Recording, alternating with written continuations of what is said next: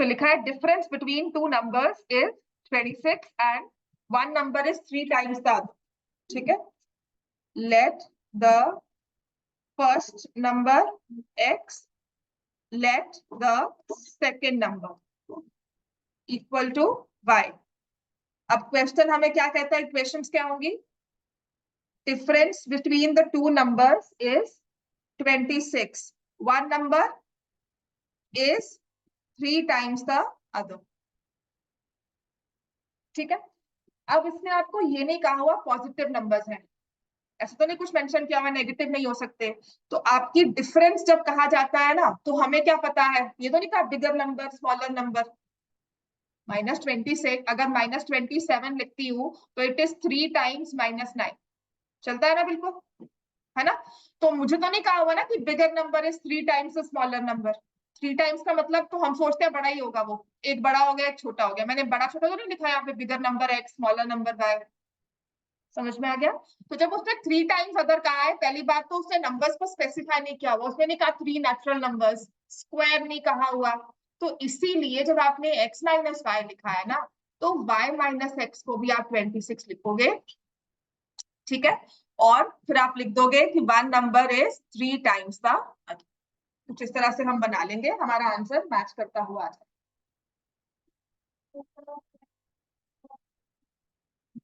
हाँ तो हो जाएगा.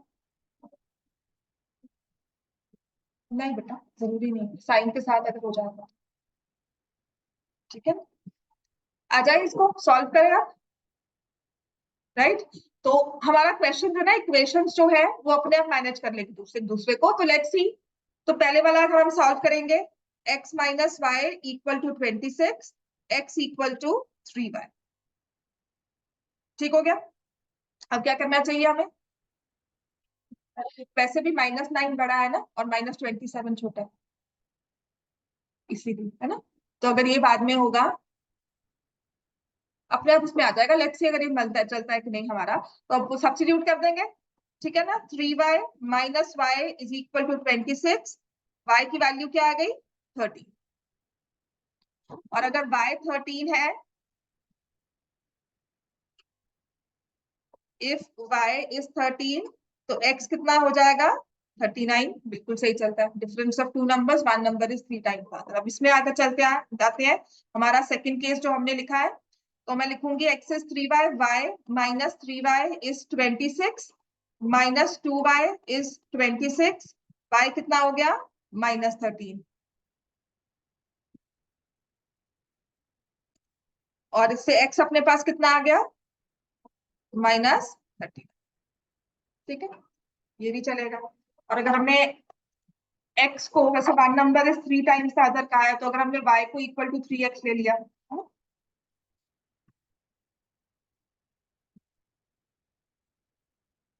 सिचुएशंस अलग अलग बन रही हैं.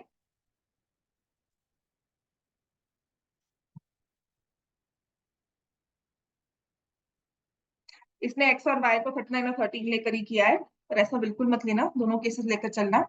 आगे ना एक क्वेश्चन आएगा एग्जाम्पल्स में, जहां पर इसने वो ना आपके तो उड़ा दिया इसने.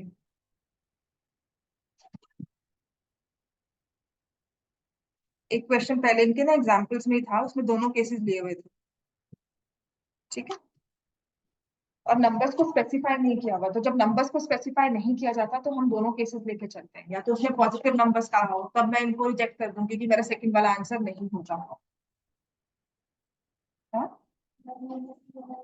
y minus y equal to 3x. One number is 3 times the other. y equal to 3x तो ले सकते हो. One number is 3 times the other. तो जो x है one number is equal to 3 times. ठीक है ना. तो वो वन नंबर आपने x को सपोज किया है, वो y को भी तो ले सकते हो. फर्स्ट नंबर थोड़ी ना कहा है, वन नंबर. एक नंबर, दो नंबर ले रही हूँ, उनमें से एक नंबर दूसरे का 3 गुना है, तो आपने x को y का 3 गुना ले लिया. You could have taken y is also equal to 3x. ये भी तो हो सकती है इक्वेशन, है ना. तो उससे भी आंसर हमारा ये बनकर आएगा 13, 39. ठीक है ना. लेकिन एक हमारे पास सेट आ गया 13, 39, और दूसरा आ गया -13, -39. इसमें ये क्वेश्चन आपको एक्स्ट्रा करवाऊंगी जिसमें इसने डिफरेंस को ना 2 केसेस लेकर सॉल्व किया। क्लियर हो गया? चलो अब आते हैं इसका सेकंड पार्ट। ये समझ में आ गया? सेकंड पार्ट तो 9th क्लास की बुक से है, देखो बिल्कुल ठीक है। सेकंड पार्ट है 9th क्लास की बुक से। The larger of two supplementary angles exceeds the smaller by 18 degrees.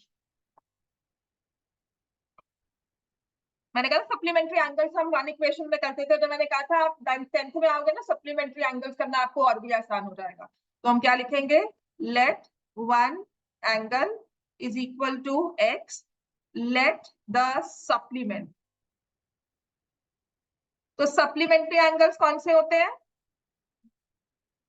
Late the supplementary angle equal to y degrees. ठीक है।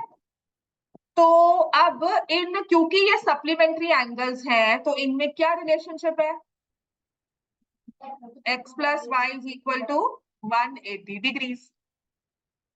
और larger of the two supplementary angles, तो लार्जर कोई भी एक ले लो, ठीक है, एक्सीड्स द स्मॉलर। अगर मैंने इसको लार्जर ले लिया, x is equal to y plus, ठीक है ना। तो मेरी 2 इक्वेशंस बन गया, सब्स्टिट्यूट कर दिया हमने, x plus Y equal to 180, substituting value of x, y plus 18 plus y is 180 degree.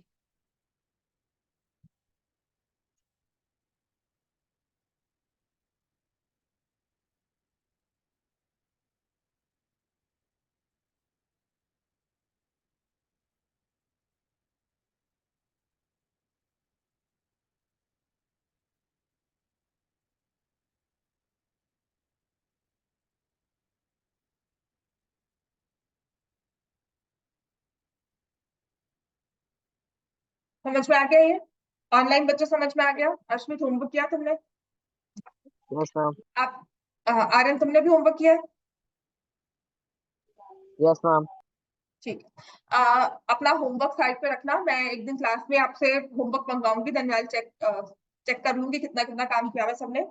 Plus calculations में किसी भी क्वेश्चन में कोई डाउट्स हैं, कुछ नहीं समझ में आता, मैं क्वेश्चन नंबर 1 अभी भी आपके लिए छोड़ रही हूँ, एंड एट द एंड मतलब जब हम पूरी चैप्टर को वाइंड अप करेंगे, अगर कोई डाउट्स हुए तो उसमें बता देना, पर मुझे लगता है ये कर सकते हो। क्वेश्चन नंबर 1 कोई बहुत मुश्किल नहीं है, इसी एक्सरसाइज का मैंने नहीं क्लास में करवाया आपको। अब आते हैं इसके थर्ड पार्ट पर। थर्ड पार्ट कर लिया था ना हमने, अब आते हैं फोर्थ पार्ट, जिसको मार्क करो, very very very important. Taxi charges हो गया, एक क्वेश्चन लाइब्रेरी चार्जेस वाला है जो आगे आएगा, और ऐसे ही 1-2 क्वेश्चन और है जो थोड़े इंपॉर्टेंट है। इसको इंपॉर्टेंट तो कहते हैं क्योंकि आप 9th क्लास में करके आते हो और उसका कुछ अलग है। ये 9th में क्या फर्क था और इसमें क्या फर्क है, 2 तरह के क्वेश्चन बनते हैं इसमें, ठीक है ना। 9th में भी ऐसा ही क्वेश्चन था, 10th में भी अब है। Taxi charges in a city consist of a fixed charge. एक तो फिक्स्ड चार्ज है ही है, together with a variable charge है, together with charge for distance covered. Distance covered के लिए एक और चार्ज है, समझ में आ गया? फिक्स चार्ज तो है ही है, और डिस्टेंस कवर्ड पर डिस्टेंस पर किलोमीटर हमारा एक और चार्ज चल रहा है। तो कहता है for a distance of 10 kilometre the charge is ₹105। 9th class की बुक होगी ना, जाकर खोलकर चेक करना, आपको उसमें टोटल फेयर कहा होता था कि आपने एक वेरिएबल लेना है। आपको चार्जेस दिए थे कि ₹5 फॉर द इनिशियल एंड ₹10 पर किलोमीटर सब्सिक्वेंट। दोनों में फर्क समझ में आया? यहाँ पर आपको चार्ज नहीं बताया हुआ, आपको डिस्टेंस और फेयर बता दिया। 9th क्लास में डिस्टेंस और फेयर नहीं बताया था, आपको चार्जेस बताए हुए थे, ठीक है। बस इसमें समझ लो, वैसे क्वेश्चन बना लोगे। Charge pay is 105 and journey of 15 kilometre. कितना चार्ज पे किया हमने? ₹155। What are the fix charges, what are the charge per kilometre, and person pays for travelling a distance of 25 kilometre. तो पहले क्वेश्चन में हम क्या लिखते हैं? Let the fix charge is equal to ₹x। हमारा ना क्वेश्चन स्टार्ट ही इससे होगा, लेट के बिना ना, ये अपने वेरिएबल्स असाइन किए बिना क्वेश्चन को लिखना नहीं है, इक्वेशन फॉर्म नहीं करनी है। Let the charge per kilometre is equal to rupees by, अब इक्वेशन बताओगे कोई क्या बनेगी? 10 किलोमीटर के लिए 105 रुपए दिए हैं, तो ये 105 रुपए कैसे बने होंगे? हमने क्या दिया? फिक्स चार्ज, उसमें क्या ऐड किया होगा? चार्ज पर किलोमीटर, तो 10 किलोमीटर के लिए y रुपीज चार्ज लगा। समझ में आ गया? अब सेकंड इक्वेशन क्या होगी?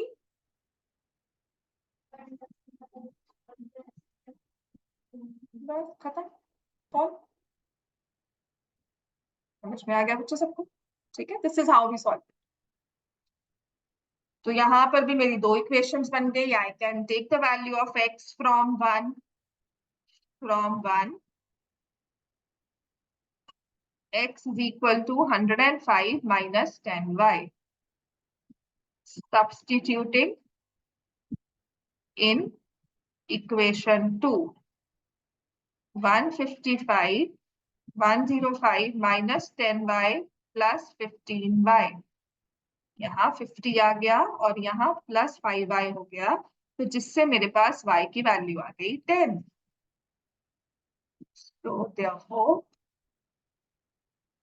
putting y equal to 10, x is equal to 105 minus 10 into 10.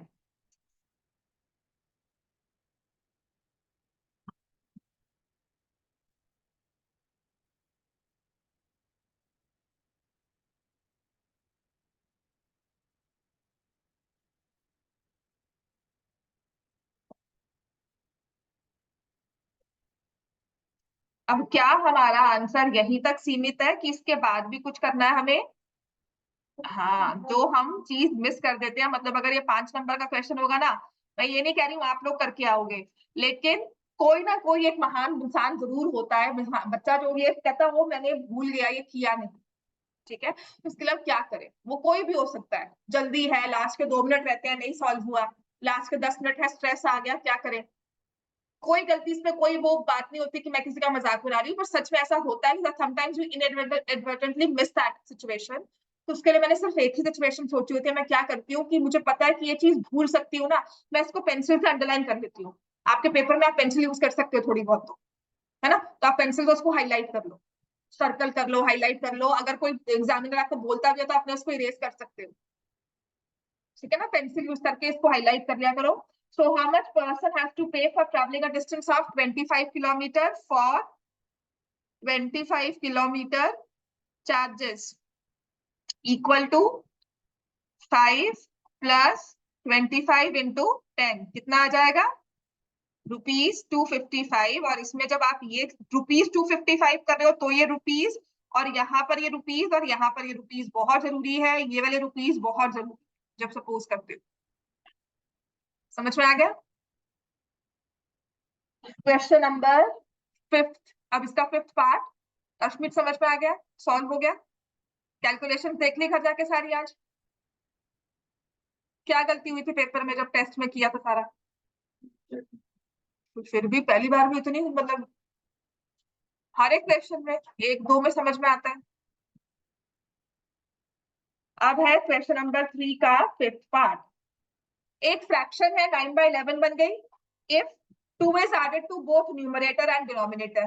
मैंने कहा था ना लीनियर इक्वेशन इन 2 वेरिएबल है, तो आपके पास 2 चीजें होनी चाहिए जिसको आप x और y असाइन करो, है ना। तो इसमें आपको दिया हुआ है फ्रैक्शन, तो फ्रैक्शन में 2 चीजें कौन सी होती है? Numerator and denominator. Let the numerator, the first thing आपकी स्टेटमेंट प्रॉब्लम्स में हमेशा जो स्टार्ट होता है, the first thing is assigning the variable. अपनी जो भी उसमें क्वांटिटी क्वालिटी जो भी एक एट्रीब्यूट मेंशन किया हुआ है उसको एक वेरिएबल असाइन करके उसके बाद देखो। देयरफॉर फ्रैक्शन क्या बन जाएगा? x upon y। So according to question कुछ नहीं लिखना होता, न्यू फ्रैक्शन, ओल्ड फ्रैक्शन, वो सब लिखो ना लिखो कोई फर्क नहीं पड़ने वाला। अब इसके बाद ये देखो, इस चीज के मार्क्स होते हैं, 1 नंबर होता है इस चीज का, एक्स बाय वाई लिखना, इसका 1 नंबर होता है। उसके बाद स्टेटमेंट इक्वेशन बनाने के 1 नंबर होते हैं, सॉल्विंग के 2 नंबर होते हैं, और आंसर लिखने का फाइनल 1 नंबर होता है, एक या आधा। ऐसे स्टेप्स मार्किंग होती है। समझ में आया? According to question, so 2 is added to both numerator and denominator the fraction becomes 9/11. 3 is added to both numerator and denominator. Then it becomes 5/6. तो इसको सॉल्व कर लो. अब ये जो है इसको आपने जैसे मैंने कहा था ना फ्रैक्शंस इक्वेशन अब डायरेक्टली हमें फॉर्मेट में नहीं दी हुई, एक्स और Y ax plus by plus c की फॉर्मेट में नहीं दी हुई, तो इन्हें कहते हैं इक्वेशंस रिड्यूसिबल. पर ये ऐसे इतनी भयानक सी नहीं है, इसको पता है कि हम क्रॉस मल्टीप्लाई करेंगे तो समझ में ये सॉल्व हो जाएगा. समझ में आ गया? मैं इसको क्रॉस मल्टीप्लाई करती हूँ, आप लोग भी अपनी अपनी कैलकुलेशंस करो. मैम जिनमें वेरिएबल डिनोमिनेटर में आता है उन्हें कहते हैं. हाँ उन्हें, ये देखो ना अगर आप इस टर्म को लिखते हो बेटा, इसको तुम पॉलिनोमियल तो नहीं कहोगे ना, ये वाली टर्म आपकी पॉलिनोमियल तो नहीं है. नो ये मैम. है ना. तो ये जो है ना जब हमने इसको यहाँ पर लिखा तो ऐसा पॉलिनोमियल नहीं लिखा है, इसको अलजेब्रिक एक्सप्रेशन लिखा है. तो जब मैंने इसको ऐसे लिखा, this is not directly a linear equation, इसको मुझे सॉल्व करना होगा, उसके बाद जाकर लीनियर इक्वेशन बनेगी. This expression is a linear expression but it is not a linear polynomial. Okay ma'am. तो फिर आपने x प्लस वाई में प्लस 1 कर दिया. तो इसको तुम सॉल्व करो, क्या हो गया, ये दोनों फर्क है सेम है. समझ में आया? इसने कहा है देखो दो चीजें हैं, तुम दोनों को छेद, जैसे तुम्हारे पास फ्रैक्शन है 2/3, 2/3 को जब आप सॉल्व करते हो ये 66% होता है. मान ले मैंने इसमें 2/5 कर दिया, क्या बन गई ये फ्रैक्शन, 40% हो गई. ठीक है. अगर मैंने 4/3 कर दिया तो कॉस्ट डबल होगी इसका, है ना. अब मैं क्या कर रही हूँ, दोनों को ही चेंज कर रही हूँ. I am making it 4/5. अब क्या हो गया, समझ में आई बात? हम सिर्फ इतना कह रहे हैं कि मैंने दोनों को साइड बाय साइड चेंज किया. Now that fraction has become 9/11. वो 9/11 उसकी रिड्यूसिबल फॉर्म है या वो एक्चुअली 9/11 बन गया? मैं मतलब फ्रैक्शन को 7/9 भी कर सकती थी, लेकिन क्या वो इसके साथ फिर मैच करती है?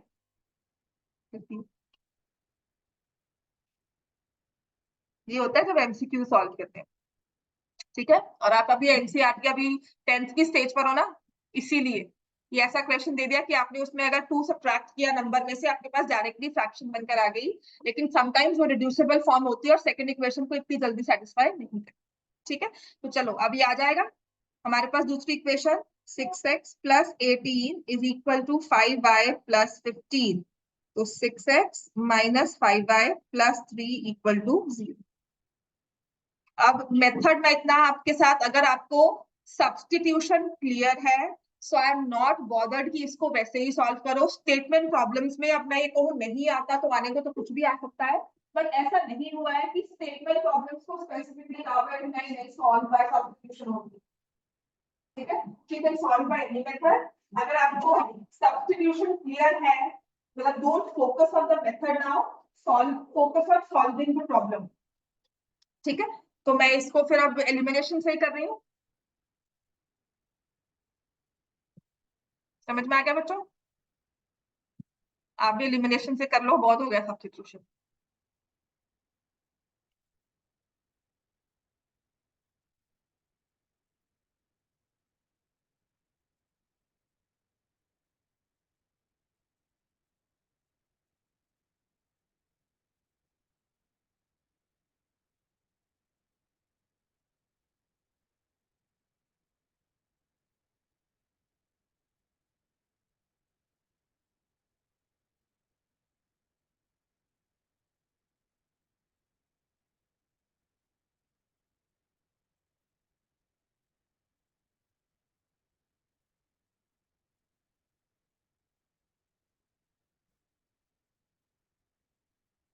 ठीक है. अगर ये आपका एमसीक्यू में आता है ना question, then go by options. उसने फ्रैक्शन फाइंड करने के लिए कहा है x by y is equal to 7/11.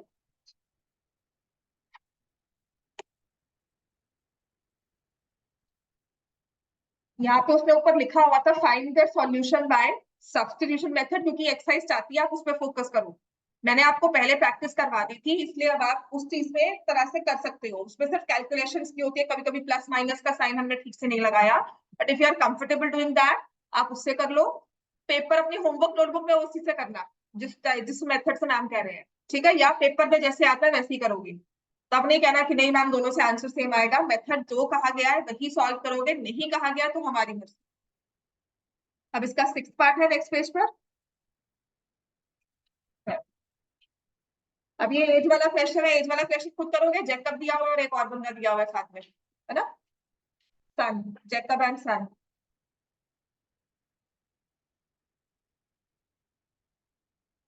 Five years hence age of Jacob will be, पहले तो क्वेश्चन पढ़ो, 3 times the standard of his son, उसको इग्नोर कर देना, 5 years hence का हुआ है। 5 years ago, 5 साल बाद, 5 साल पहले, है ना? और कहा गया find the present ages.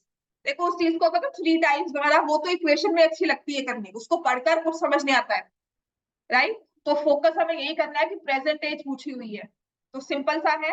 Late the, पहले प्रेजेंट एज किसकी लोगे, जैकब की या सन की? Jacob is equal to x years. Let the present age of son is equal to y years. 5 years hence, 5 years ago.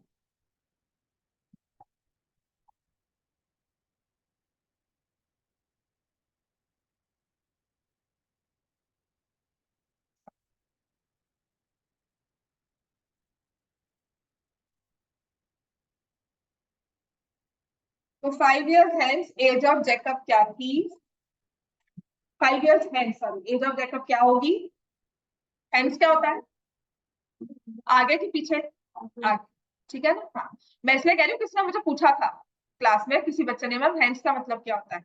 तो hence अगर नहीं समझ में आता, there are times when you understand, कहीं समझ में आता है, तो अगो का होगा वो समझ में आ गया ना, है ना? तो इसका मतलब ये आगे का होगा, ठीक है? सो x प्लस 5 y प्लस 5 आ गया, और जैकब एज क्या हो गई यहाँ पर? x minus 5 y minus 5। अब आ जाओ स्टेटमेंट्स को कन्वर्ट करना है जो। 5 years hence age of Jacob, कितनी age of Jacob? x plus 5। Age का मतलब इक्वल टू 3 टाइम्स, मतलब 3 से मल्टीप्लाई करना है किसको? Age of sun.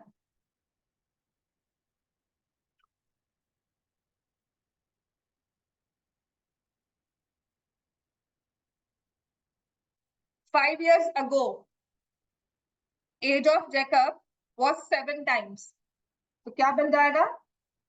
x minus 5 equal to 7 into y minus 5।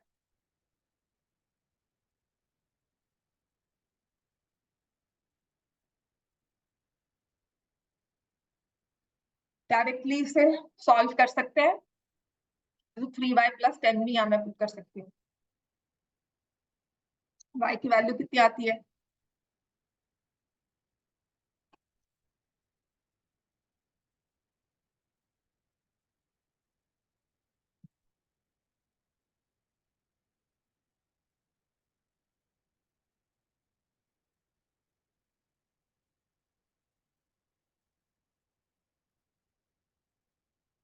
वो नहीं आती।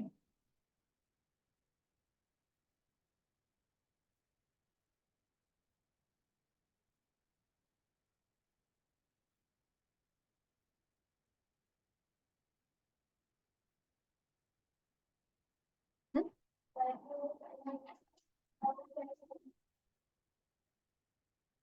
अच्छा हाँ ठीक है, मेरी गलती, मैंने एक को प्लस कर दिया, एक 10 आएगी, ठीक है। 4y माइनस 40 इक्वल टू 0, तो y इक्वल टू 10, x की वैल्यू कितनी होगी? 40।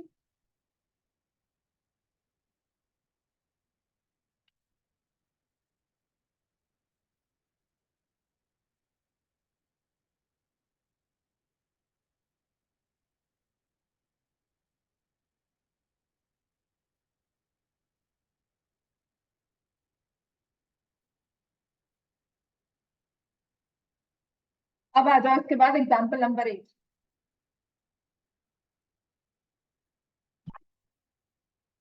हो गया सॉल्व सबका? ऑनलाइन बच्चों हो गया? Yes ma'am. अब आते हैं इसके बाद example number 8। The ratio of incomes of two persons is 9:7. Ratio of their expenditures is 4:3. Each of them manages to save rupees 2,000 per month. Find the monthly incomes. So, ratio जब दी होती है तो हम नंबर्स को क्या suppose कर लेते हैं? कॉमन रेशियो कुछ होता है ना, कोई एक्स नंबर 9x और 7y होगा। अब ऐसे एक दूसरी रेशियो दी हुई है, एक दी हुई है 9:7, एक दी हुई है 4:3। तो इसको तो आपने ले लिया 9x एंड 7x, इसको क्या लोगे, फिर से x लोगे? नहीं, इसको एक different number 4y and 3y तो लेंगे। Let the income of first person is equal to ₹9x। देखो उसने यहाँ पर भी ना रुपीज तो लिखा ही हुआ है, अगर एग्जाम्पल के सॉल्विंग में भी देखोगे ना।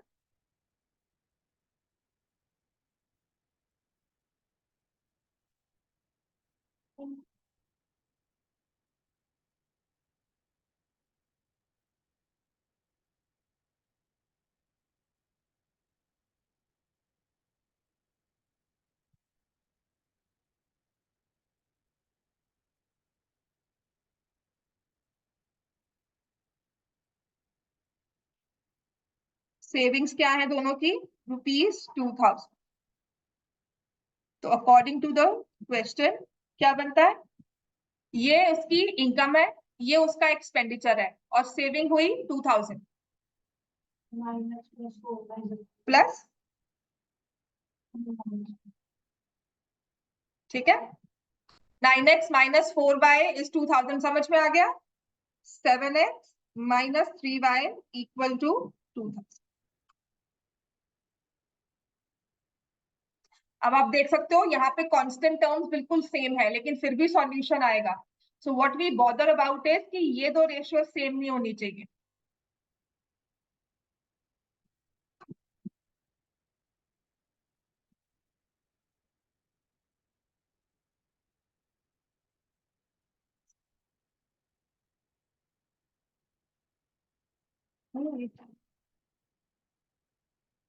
हमारे वो वाले क्वेश्चन वर्कशीट थोड़ी लंबी मिलने वाली है आपको, काफी काम करवाना पड़ेगा।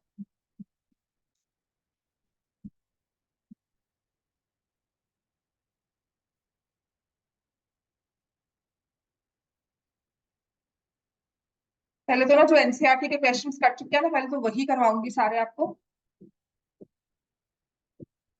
अब सॉल्व बाय एलिमिनेशन कर सकते हैं हम इसको। मैं इसको 3 से मल्टीप्लाई कर रही हूँ, इसको 4 से। सो मेरे पास आ जाएगा 27x माइनस 12y इज 6000, और ये आ जाएगा 12x minus 12y is equal to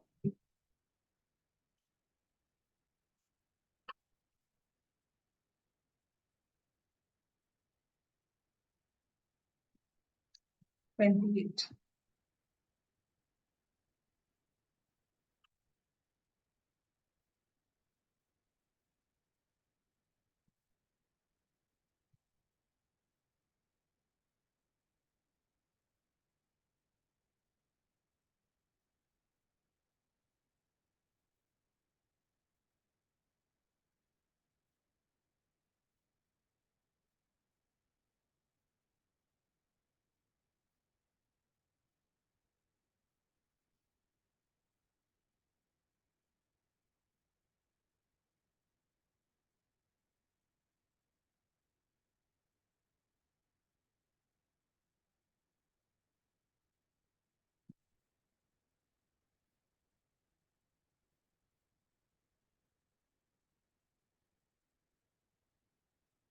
incomes पूछा हुआ है तो 9x इनकम थी, तो मैं क्या करूंगी, 9 इंटू 2000 इज इक्वल टू ₹18,000।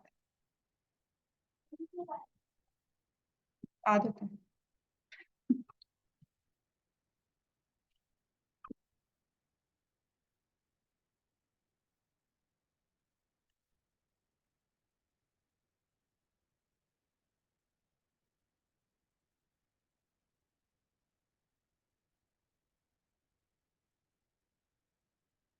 अब आ जाओ क्वेश्चन नंबर 9, एग्जाम्पल 9, जिसमें देखो पूरा आपने जो सॉल्व किया हुआ है वही लिखा हुआ है that 0 equal to 9, which is a false statement, therefore the pair of equations has no solution. तो इसने एलिमिनेशन मेथड को यूज करके कहा था कि you need to find the solution, तो आपने उसे उसी को यूज करके कहा कि can not have a solution. ठीक है, जो हम ग्राफिकली या कोएफिशिएंट्स को कंपेयर करते हैं, लेकिन उसने हमें एलिमिनेशन मेथड स्पेसिफिकली कहा है। तो आपने दोनों वेरिएबल्स को मल्टीप्लाई किया, मतलब दोनों इक्वेशंस में से किसी एक को मल्टीप्लाई किया एक नंबर से, दोनों वेरिएबल्स कैंसिल हो गए एंड देन यू रियलाइज कि अच्छा ये तो बनता ही नहीं। समझ में आ गया? इतना हो जाएगा ना एग्जांपल 9 का। अब आ जाओ एग्जांपल 10, अनदर इंपॉर्टेंट क्वेश्चन। वही बात है, किसी एक पेपर में ऐसा डिजिट्स का क्वेश्चन आएगा ही आएगा। लास्ट ईयर के बोर्ड पेपर में भी एक पेपर में डिजिट्स का क्वेश्चन आया था। 3 सेट थे ना, तीनों में से स्टेटमेंट प्रॉब्लम्स अलग अलग करके दी थी। किसी एक को एक स्टेटमेंट प्रॉब्लम थी, किसी को दूसरी और किसी को तीसरी। तो एग्जांपल 10 पे आ जाए सब।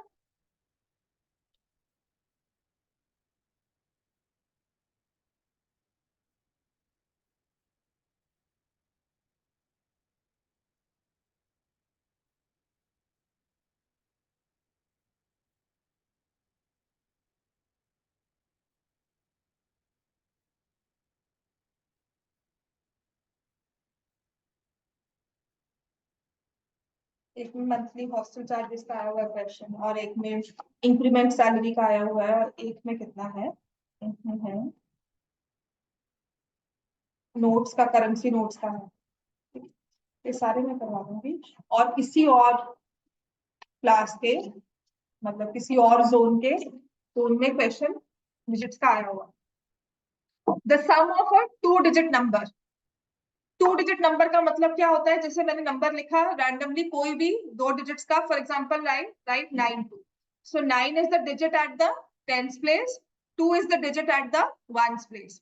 तो मैंने आपको कहा था कि जब भी आपका लीनियर इक्वेशंस का क्वेश्चन होगा, आपने हमेशा, या जब भी कोई स्टेटमेंट प्रॉब्लम होगी ना, तो आपको किसी ना किसी चीज को वेरिएबल सपोज करना ही होता है। ठीक है, तो आपने हमेशा आइडेंटिफाई करना है that what are the those 2 attributes जिनको हम एक्स और वाई बताएंगे। तो जब उसने कहा है एक 2 डिजिट नंबर जो कि है कुछ इस तरह की फॉर्म में, मतलब एक डिजिट होगा उसके टेंस प्लेस पर और एक डिजिट होगा उसके वंस प्लेस, राइट। तो पहले तो मैं यही लिखती हूँ, let the digit at tens place. ये ना अपने दिमाग में एक फिक्स रख लेना कि टेंस में एक्स लेते हो, यूनिट्स में वाई लेते हो, जैसे मर्जी ले लो, digit at units place y. Therefore original number क्या बनेगा? एक्स वाई, एक्स वाई, है ना। एक चीज याद रखना, जब आप 92 लिखते हो और अगर 9 अलग लिखा 2 अलग लिखा, तो आपको समझ में आता है कि 92 है, 9 एंड 2 है। 92 का मतलब है इस 9 को मैंने उसकी प्लेस वैल्यू असाइन कर दी, जो कि होती है 10, है ना।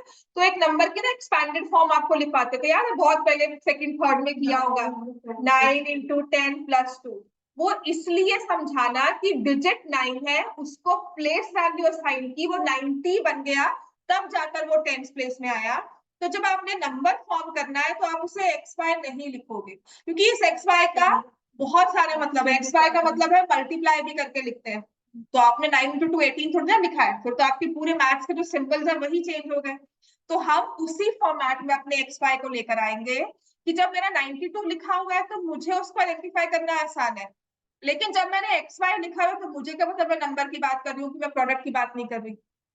समझ में आ गया कि नहीं? नहीं, मैं कहूंगी तो पॉलिनोमियल से इसको एक्स वाई ऐसे रीड करो, अब ये लीनियर इक्वेशंस में है तो ऐसे रीड करो। तो वैसा हम एम्बिग्यूटी नहीं रखते। तो क्योंकि ये टेंस प्लेस पे था एक्स, तो ये मल्टीप्लाई होगा 10 से, क्योंकि ये वंस प्लेस पे है तो ये मल्टीप्लाई होगा 1 से, तो नंबर क्या बन गया? 10x + y। ठीक है, पहली चीज तो एक इंपॉर्टेंट हमारा स्टेप है, जब भी डिजिट्स का क्वेश्चन आएगा आपने यूनिट्स प्लेस टेंस प्लेस को आइडेंटिफाई कर लेना है और फिर नंबर फॉर्म करना है जो होता है ओरिजिनल। अब जब ऐसा कुछ दिया जाता है ना तो maximum number of times next step जो ये होता है उसमें लिखा होता है कि डिजिट्स को रिवर्स कर दिया, मतलब 92 का क्या बन गया 29, है ना। तो अब हम क्या करेंगे, अब इसके बाद लिखेंगे रिवर्स नंबर या सेकंड केस करके ना। जो रिवर्स का मतलब क्या है कि ये देखो हमारे समझने की बात होती है कि ये वाला डिजिट यहाँ चला गया और ये वाला यहाँ आ गया, तो अब 10 से मल्टीप्लाई कौन सा होगा y, तो 10y प्लस x, ठीक है। तो ये 4 स्टेप्स लिख कर रखना, मतलब माइंड में पहले फॉर्म कर लो। डिजिट्स का क्वेश्चन पढ़ा ना, तो पहले मैंने अपने आप को क्लियर कर लेना है कि डिजिट्स टेंस प्लेस पे कौन सा है, यूनिट्स प्लेस पे कौन सा है, ओरिजिनल नंबर फॉर्म किया और रिवर्स नंबर फॉर्म किया। उसके बाद बातों में आएंगे कि अब उसके बारे में हमें क्या क्या बताया हुआ है जिससे हम x और y को आइडेंटिफाई कर सके। समझ में आ गया ये 4 स्टेप्स हमने याद रखने हैं। डिजिट्स का क्वेश्चन कभी भी कंफ्यूज नहीं करना, पहले x और y लेना है, फिर ओरिजिनल नंबर क्या बना आपका डिजिट्स के हिसाब से जो होता है 10x प्लस y, फिर रिवर्स नंबर क्या बना वो लेना है हमने। उसके बाद उसमें अब क्या दिया हुआ है, sum of a 2 digit number and number obtained by reversing the digit. तो अब मुझे बताओ, इतने सारी चीजें लिखी हुई है, इसमें 2 डिजिट नंबर कौन सा है 10x प्लस y, और उसका रिवर्स कौन सा है, मतलब ये जो 92 है ना ये हमने इस फॉर्म में लिख दिया, ये जो 29 था ये मैंने इस फॉर्म में लिख दिया। पर अब ये मतलब मुश्किल है कि मुझे पता ही नहीं कि एक्चुअल में 92 है भी नहीं है, तो अभी के लिए तो मैं उसको आइडेंटिफाई कर रही हूँ 10x प्लस y। जैसे कोई स्टोरी बताता है तो आपको नाम नहीं पता होता कैरेक्टर्स के, तो वो पर्सन 1 पर्सन 2 कहता नहीं मेरी 2 फ्रेंड्स है, एक फ्रेंड दूसरी फ्रेंड, एक फ्रेंड दूसरी फ्रेंड, है ना। तो आप उसको नाम से आइडेंटिफाई नहीं कर पा रहे हो, आप कह रहे हो एक फ्रेंड दूसरी फ्रेंड। ऐसे ही ये नंबर है ओरिजिनल नंबर रिवर्स नंबर, समझ में आ गया। तो अभी हमारे लिए ये एक फ्रेंड दूसरी फ्रेंड है, उनके हमें नाम पिक्चर्स क्लियर है ना, उनके हमारे माइंड में कोई इमेज बनी है, तब जब जाकर वो नाम लेता है अच्छा हम उसके बारे में बात कर रहे हैं, देन रिकॉग्नाइज, फिर वो पूरी स्टोरी में वो कैरेक्टर फिक्स हो जाता है हमारे माइंड में। समझ में आई बात ये। तो अभी ये क्या हो रहा है, स्टोरी चल रही है हमारे पास में, वो मिस्ट्री सा चल रहा है कि 10x है प्लस y और एक 10y प्लस x है। अभी दिमाग में कंफ्यूजन है पर नंबर वो इस फॉर्मेट में चल रहे हैं। व्हेन विल आइडेंटिफाई नंबर्स निकाल लेंगे तो वो ज्यादा अच्छा ये है, ठीक है। So according to question number and the reverse, इनको जब ऐड किया तो सम क्या बनता है, तो दोनों को ऐड कर देते हैं। अच्छा एक और बात ना छोटी सी जो मैं आपको बताना चाहूंगी, कि जब भी आप किसी नंबर जिसमें 92 लिया और इनको ऐड, इसके रिवर्स को ऐड करते हो क्या बनता है, ये देखो ऐड करो, सिंपल सा एडिशन है 1 1 2 1 2 1। ये भगवान एक सिंपल एडिशन नहीं कर पा रहे हो, ठीक है। अच्छा कोई और नंबर बोलो 2 डिजिट्स का, ये क्वेश्चन से हटकर थोड़ा सा मतलब ना एक्स्ट्रा ज्ञान जो होता है। 82 इसका रिवर्स क्या होगा, इनको ऐड करो भाई 110, पहले 1 2 1 आया था 110, अब इसमें देखना कॉमन चीज क्या है ना। Find what is common between, कोई और नंबर बोलो भाई 15 ले लो, हाँ 51 क्या है इनका, ठीक है। अच्छा और ऑल आर मल्टीपल्स ऑफ 11, ऐसा क्यों होता है, क्योंकि एक आपने टेंस प्लेस असाइन की है, 8 यहाँ पे 10 से मल्टीप्लाई हुआ, 2 यहाँ पर 1 से मल्टीप्लाई हुआ, रिवर्स में क्या हुआ 2 को 10 से मल्टीप्लाई कर दिया, 8 को 1 से मल्टीप्लाई कर दिया, ठीक है। बेसिकली 8 मल्टीप्लाई हो रहा है 11 से सम में, और 2 मल्टीप्लाई हो रहा है 11 से। तो इसका मतलब कि जब भी आपने एक नंबर और उसके रिवर्स को ऐड किया है ना, जो सम बनता है ना वो मल्टीपल ऑफ 11 होगा ही।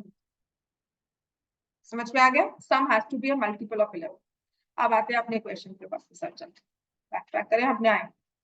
तो यहाँ पर मुझे दिया हुआ है, यहाँ पर 10x plus Y equal to plus ये किया हमने, तो मेरे पास ये आ गया 11x plus 11y equal to 66। तो एक इक्वेशन बड़ी अच्छी सी बनकर आ गई, x plus Y is 6 if the digits of the number differ by 2।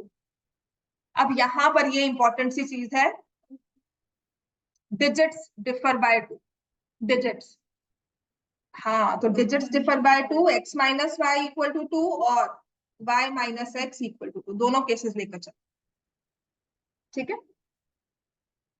आप दोनों दोनों ही लेना है, बुक में भी ऐसे लिया हुआ है, आपने भी दोनों ही लेनी है, और बाई चांस पेपर में आ गया दोनों ही लेना, ठीक है।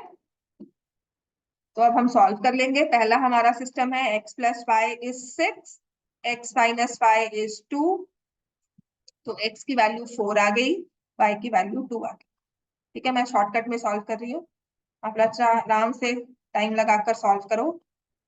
सेकेंड सिस्टम सॉल्व किया, minus X plus Y equal to 2, ये कैंसिल हो गया, 2y इक्वल टू 8, तो यहाँ पे y इक्वल टू 4 आया, x इक्वल टू 2 आया, हालांकि वैल्यू वही आई है पर इंटरचेंज हो गया। Therefore, number could be, मैंने x को पता क्यों टेंस पे लिखा है कि जब x आया तो मैंने 42 पढ़ लिया, बस उसको बार बार चेंज नहीं करूंगी। मेरे पास 42 है ना, मुझे बाद में देखना है अच्छा ये x लिया ये y लिया, मुझे पता है x पहले लिया हुआ है, x टेंस प्लेस पे लिखते हैं ना, right from left to right, है ना, तो मैं 42 लिख दूंगी उसको। नंबर इज 42 और 24, कि मुझे नहीं पता नंबर 40 आप किस नंबर की बात कर रहे हो, 42 की बात कर रहे हो या 24। मतलब अगर मुझे कोई मेरा ब्लाइंड फोल्ड करके ऐसे मेरे हाथ में कहता है कि नंबर तुम्हारे हाथ में है ना, और उसमें मुझे बताएगा कि अगर इसके रिवर्स को ऐड करोगे तो 66 सम आएगा, और इसमें दोनों डिजिट्स का डिफरेंस जो है वो 2 है। So if I answer 42 that is also correct, if I answer 24 that is also correct, in both the situations I am eligible for a prize. समझ में आ गया। अगर मैंने 42 बोला और आप मेरे हाथ में 24 है, तो मैं क्या कहूंगी, आपने मुझे वो क्लूज नहीं दिए जिससे मैं स्पेसिफिकली 24 को पिक करती जो हाथ में है। समझ में आ गया। तो right now what I am guessing based on your situation, based on this situation, the number could be any, because both the numbers, अगर मेरे पास ओरिजिनल नंबर 42 है, उसको रिवर्स किया 24, ऐड किया 66 बन गया, डिजिट्स डिफरेंस बाय 2 ही है, ठीक है। अगर 24 है उसको रिवर्स किया 42, ऐड किया 66, तब भी डिजिट्स का डिफरेंस क्या है, डिफरेंस तो डिजिट्स का है 2, और सम क्या बन रहा है नंबर्स का 66, ठीक है। तो यहाँ पर आप दोनों मार्क करके आओगे, therefore the number could be 42 और 24, ठीक है। अब आ जाओ एक्सरसाइज 3.3, फर्स्ट जो इसका क्वेश्चन है वो होमवर्क होगा। आज आपने एक्सरसाइज 3.2 का और 3.3 का क्वेश्चन नंबर 1 पूरा कंप्लीट करके लाना है। स्टेटमेंट प्रॉब्लम से शुरू करते हैं, क्वेश्चन नंबर 2। कल मैं आपको सारा एक्स्ट्रा करवाऊंगी इसमें, ठीक है। अपनी एग्जाम्पलर लेकर आना साथ में। फोर्थ क्वेश्चन है ना, जो 3 नंबर में आया हुआ है, इसका फोर्थ पार्ट जो है ना, ये नोट्स, करेंसी नोट्स वाला, ये बोर्ड में आ गया इस बार, और फिफ्थ पार्ट भी आया हुआ है बोर्ड में। वैसे बता रही हूँ कि यही सब आते हैं क्वेश्चंस, ऊपर से उतर के कुछ एक्स्ट्रा नहीं आएगा, यही आएगा। कैलकुलेशंस पे ध्यान दो और अपने कॉन्सेप्ट पे ध्यान दो। अभी फिलहाल के लिए 2 महीने ना बस क्लास में, बस जब मैंने कहा ना प्रैक्टिस करना है, घर जाके रिविजन करनी है, बुक उठानी है, ये सॉल्व करो दोबारा, या वर्कशीट लो या टेस्ट लो, सॉल्व करो। That is what practice means. कोई और बुक मत उठाना, कोई आर डी शर्मा नहीं एग्जिस्ट करती, सब सब उसको मतलब ब्लॉक करके रख दो कि अभी नहीं चलाना। आप सितंबर के बाद जो मर्जी बुक उठाना, आप खुद फील करोगे कि अब आपका मेंटल लेवल उसको हैंडल करने के लिए तैयार है। स्ट्रेस में माइंड नहीं आएगा कि ये क्या हो रहा है, समझ नहीं आ रहा, वो क्वेश्चन की बाढ़ नहीं आएगी हमारे। अभी के लिए वही क्वेश्चन को बार बार प्रैक्टिस कर लो, कैलकुलेशन पे फोकस करो। Question number 2 first part, if we add 1 to numerator, सब हो जाएंगे ना, and subtract 1 from denominator, the fraction reduces to 1. It becomes 1 by 2 if only add 1 to the denominator. What is the fraction? ठीक है। So let the numerator, लिख करके निष्ठा, let the numerator equal to x, let the denominator equal to y, therefore fraction equal to x upon y.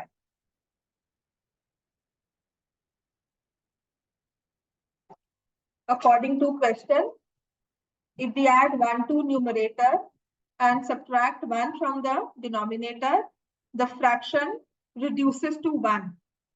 1 का मतलब fraction क्या बन गई? 1 upon 1, 2 upon 2 भी हो सकती है, 3 upon 3 भी हो सकती है। समझ में आ गया? The fraction reduces to 1. It becomes 1 by 2 if we only add 1 to the denominator. समझ में आ गया इतना? सॉल्व कर लो।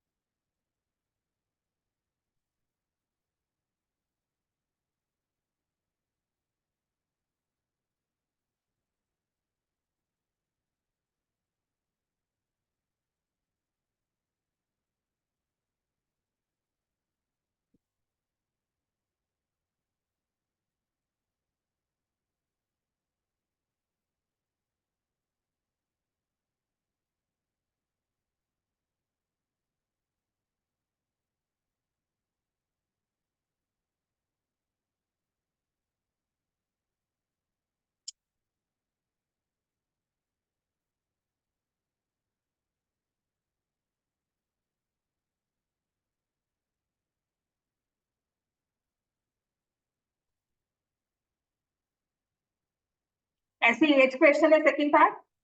देखो फिर से वही आ गया, अगर फर्स्ट कर लिया है तो second part 5 years ago 10 years later। देखो मैंने कुछ नहीं पढ़ा, दो बंदे हैं ठीक है, वो कौन से उनके नाम में याद कर लूंगी। एक दिया हुआ है नूरी और एक दिया हुआ है सोनू, ठीक है। और what is my area of concern 5 years ago 10 years later। तो मेरे को पता है कि मुझे प्रेजेंट एज लेना है x and y, 5 years ago की एज, 10 years later की एज, और फिर उसको बाद में। तो बिना कुछ सोचे समझे ना, पहले मैं क्वेश्चन नंबर 3 में ऐसे लिखूंगी, मतलब क्वेश्चन नंबर सेकंड पार्ट जो है 2 का second part, let the present age of, पहले लिखा हुआ है Noori, x years, let the present age of Sonu by years, 5 years ago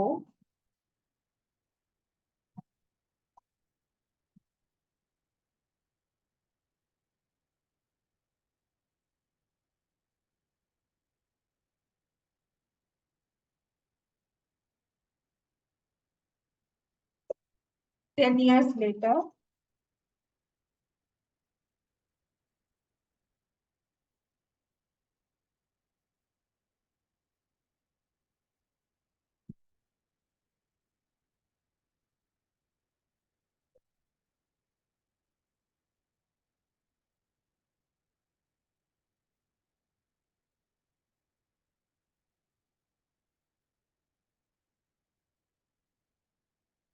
अब मुझे इक्वेशन आप खुद बताओगे, फर्स्ट वाली की इक्वेशन नूर तुम बताओगे, जो लिखा हुआ है 5 years ago Noori was thrice as old as Sonu.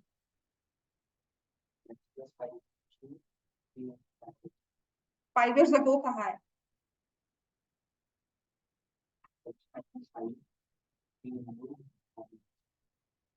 समझ में आ गया? ठीक है, तो x minus 3y plus 10 equal to 0। और दूसरी इक्वेशन क्या बनेगी?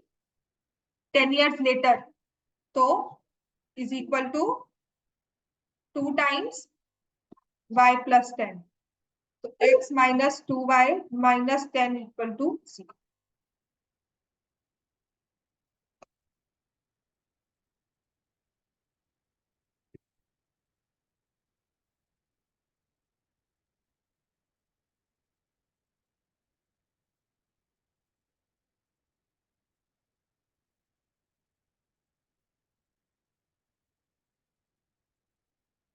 यहाँ पे प्रेजेंट लिखते हैं, present age of Noori is equal to 30 years, present age of Sonu is equal to 20 years।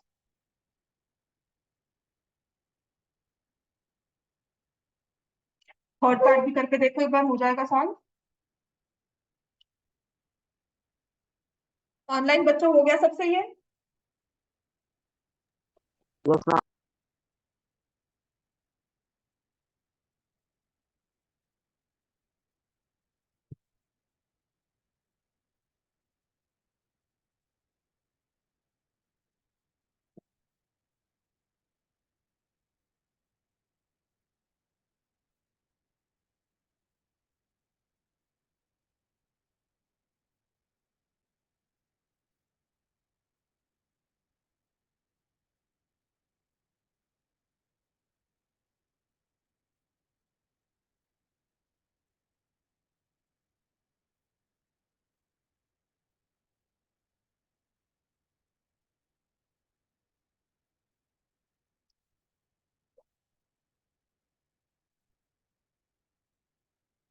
Then we have third part.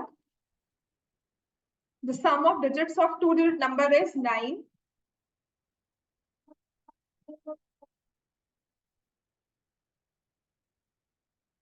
ये आंसर सही नहीं आ रहा मेरा? 30 और 20 नहीं आ रहा?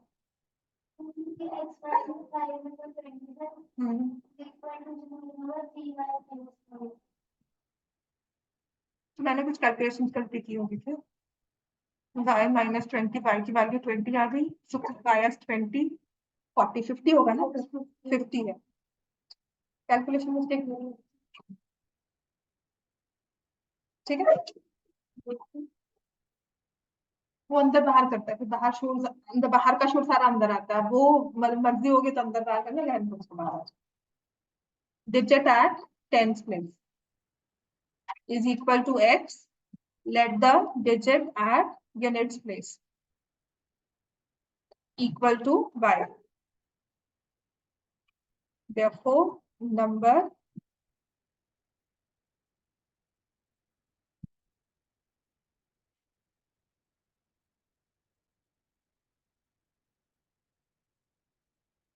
समझ में आ गया सबको? ये 4 स्टेप्स हमारे कॉमन रहेंगे। देखो मैंने कुछ नहीं पढ़ा क्वेश्चन को, मैंने सिर्फ लिखा tens place, units place, original number, reverse number. उसके बाद आ जाओ क्वेश्चन पर कि अब क्वेश्चन हमसे क्या कह रहा है। Sum of digits of a 2-digit number is 9. नहीं, sum of digits x plus y equal to,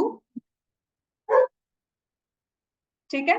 Also 9 times this number, 9 times कौन सा number? 10x plus y। Number ये बना है, डिजिट्स ये है, तो डिजिट्स का सम किया तो 9 आता है, लेकिन नंबर को 9 से मल्टीप्लाई किया इज ट्वाइस। ट्वाइस का मतलब 2 times. Number obtained by reversing, तो नंबर ऑब्टेन्ड बाय रिवर्सिंग कौन सा हो गया? 10y plus x। 2 इक्वेशंस हो गए, इनको सॉल्व कर लो। 90x plus 9y, 20x, 20y plus 2x. So we will get 88x is equal to 11y, या 8x is equal to, तो y की जगह x plus 8x में रख सकती हूँ। x की वैल्यू मेरे पास अच्छी सी आ गई 1। यहाँ पर देखो अब डिफरेंस नहीं था, सम था, तो इसलिए चाहे मैं y plus x लिखती या x plus y लिखती, कोई फर्क नहीं पड़ने वाला था। समझ में आ गया? वहां पर मैंने क्यों 2 केसेस लिए थे? बिकॉज डिफरेंस दिया था। उसने ये नहीं लिखा था कि tens digit is greater so उसको सबट्रैक्ट करो, वैसा कुछ नहीं है, इसीलिए। तो x की वैल्यू 1 है, y की वैल्यू क्या है? 8। अब आपने मुझे बताना है नंबर क्या बना। नंबर इज, समझ में आ गया? काफी बार होता है, बच्चा क्या होता है, नंबर 18 और 81 दोनों लिखा आता है, तो ऐसा नहीं करना, आपने देखना है कि आपका नंबर यही रहेगा। समझ में आ गया? therefore the original number equals to 18। Clear हो गया? 4th और 5th पार्ट अगर हो सका घर पे ट्राई कर लेना। कल ये और कल एक्स्ट्रा और ग्राफ पेपर लेकर आए, ग्राफ पेपर साथ में लिखना, ठीक है? एक तो ग्राफ पेपर करवाना है और कल एक्स्ट्रा क्वेश्चंस, और अगर हो सकता है तो अपना एग्जाम्पलर भी साथ लेकर आना।